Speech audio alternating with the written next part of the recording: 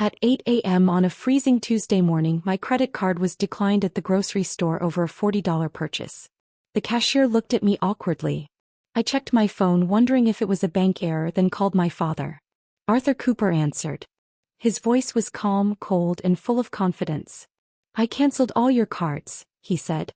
"You were trained to follow orders, not manage money. It's time you learned your place in this family." I didn't argue. I didn't cry. I simply put my phone away, walked to my car, and drove straight to the bank. 3 hours later, my father had 32 missed calls, and his entire financial empire was frozen. He thought he was punishing a dependent daughter. He had no idea he had just triggered his own downfall. Welcome back to the channel. Before we continue, comment below with the city or country you're watching from. And stay until the end because the final reveal changes everything. My name is Chloe Cooper. I'm 36 years old, and for the past 6 years, I've been the head of operations at Cooper Global Logistics. Before that, I served as an Army logistics officer. When my mother died, I left the military and returned home to help save our family business. I didn't come back for money or attention. I came back because Cooper Global Logistics was drowning in debt. 5 years earlier, the company was only months away from bankruptcy.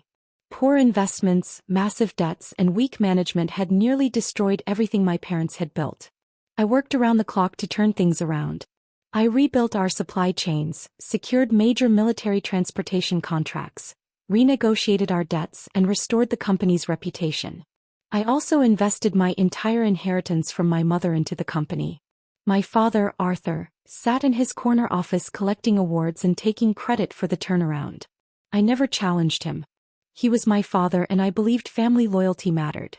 Then Victoria entered his life.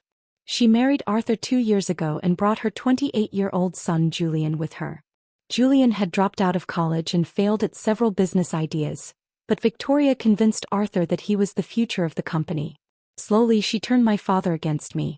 She told him I was too strict and too focused on rules. Julian, meanwhile, wanted a huge executive salary, unlimited spending privileges, and control over some of our most valuable commercial properties. I refused. Then last week, Julian proposed a risky real estate deal that could have cost the company millions. I refused to approve it. Arthur was furious. He saw my decision as a challenge to his authority. So he decided to punish me. He canceled my corporate cards, convinced that I depended on his money. He believed I would panic, apologize, and come crawling back. He was wrong. Sitting in my car outside the grocery store, I realized something very important. My father had just made the biggest mistake of his life. I started the engine and drove straight to Commercial First Bank. The marble lobby was almost empty when I walked through the doors. I went directly to the executive office of Mr. Henderson, the senior commercial bank manager who had handled our accounts for more than 20 years. He looked up and immediately noticed something was wrong. "Chloe, what happened?" "Arthur canceled my executive credit lines," I said calmly. "He thinks he just cut me off financially." Mr. Henderson stared at me. "He did what?" I opened my bag and placed a leather folder on his desk. Inside were the master trust agreements and debt restructuring documents signed 5 years earlier.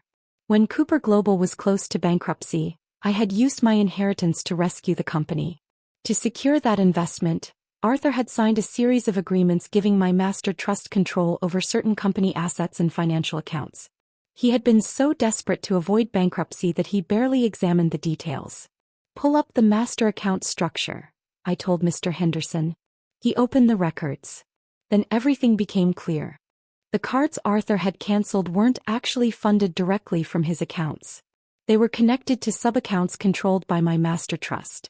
The same trust held the primary financial security over major Cooper Global assets. Arthur thought he had cut off my money. In reality, he had just cut off his own access to mine. Mr. Henderson slowly looked up. "Chloe, if we enforce these covenants today, your father's executive accounts will be frozen. He may not even be able to authorize payroll." "Do it." I didn't hesitate. "Revoke his signature authority on the primary credit facilities. Freeze the secondary corporate cards. Stop the automatic transfers to his personal accounts." Mr. Henderson entered the instructions. Within minutes, the financial system supporting my father's lifestyle began shutting down. Meanwhile, 10 miles away, Arthur was celebrating. He had invited Victoria, Julian, and two major real estate brokers to an expensive steakhouse downtown. They were drinking expensive wine and discussing Julian's plans for my former department. Arthur was proudly telling everyone how he had finally put me in my place. When the bill arrived, he casually handed the waiter his platinum corporate card. A few minutes later, the waiter returned. He looked uncomfortable. "Sir, I'm sorry, but your card has been declined." "I'm sorry, sir." "The card was declined." Arthur laughed, assuming it was just a temporary glitch. He handed the waiter another card. "Declined." Victoria tried hers. "Declined." Julian pulled out his allowance card. "Declined." Every card connected to the Cooper family had suddenly become useless. The mood at the table changed instantly. Panic spread as Arthur scrambled to find enough personal cash to pay the bill. But that was only the beginning. As he walked toward his car, his phone exploded with notifications. Major suppliers, vendors, utilities, and business partners were reporting failed payments and frozen accounts. My phone was ringing nonstop. Arthur called again.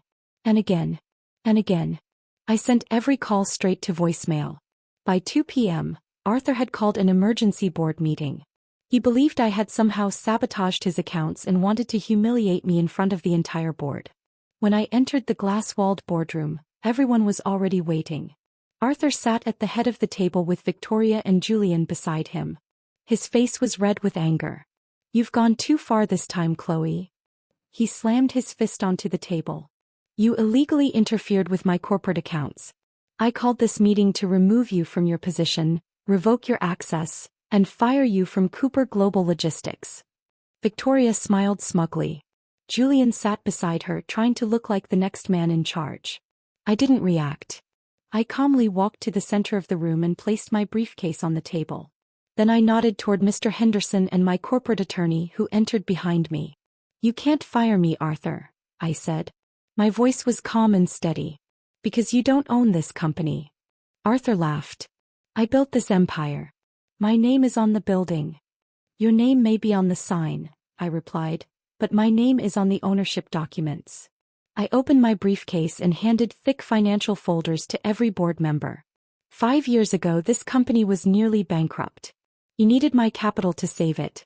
In exchange, you signed over 60% of the voting equity to my master trust. The room went silent. I continued. "You thought you were accepting a bailout. You were actually giving my trust controlling ownership." The board members quickly examined the documents. There was no denying it. The agreements were valid. The financial covenants had been triggered. I now had controlling authority over Cooper Global Logistics.